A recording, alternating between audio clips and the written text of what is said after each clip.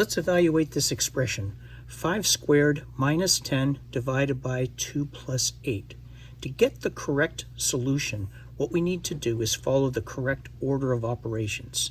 Here they are presented within the context of a graphic organizer.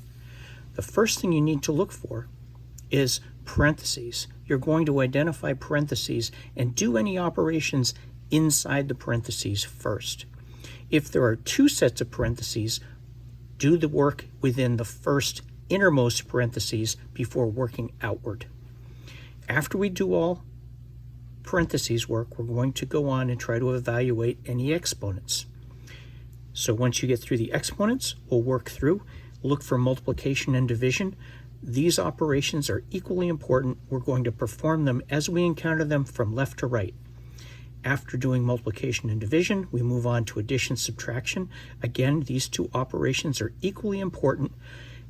Evaluate them as you encounter them, going from left to right, just like you're reading this expression. Okay, as we look at this expression, I'm looking for parentheses, and I've identified some right here. I'm going to underline the operation that I'm going to perform.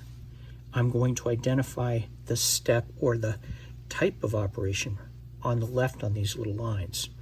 So I need to figure out what 2 plus 8 is. That's 10. And now I'm going to copy the rest of the expression.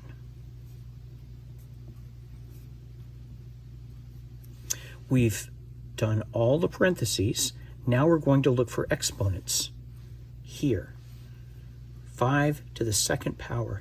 Another way to say that is 5 squared. It doesn't mean 5 times 2. Think of a square where both sides or all the sides are 5. To find the value of 5 squared, what would be the area of a square where the 5 is the side? Well, 5 times 5, 25. That was the exponent. Okay, now copy the rest. No more exponents. Let's look for multiplication or division. And I've identified a division to do right here. That's our next step. 10 divided by 10 is 1. Copy the rest.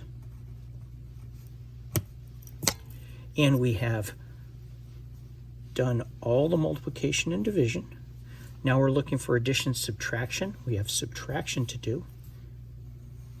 25 minus 1, 24. Let's check by going up. If you start at the bottom, I'm going to look for what I underlined above it. Can I get 24 from 25 minus 1? Yeah, looks good. Now moving upward, this is the same. The next operation I did was 10 divided by 10. So this 1 came from 10 divided by 10. Everything else is the same. Moving up from there, this is all the same. How did I get this? Well, 25 is made out of 5 squared, and everything else is exactly the same. Moving above, I see this underline. How did I get this? Well, 10 is equal to 2 plus 8. Everything is all the same. I believe this to be accurate.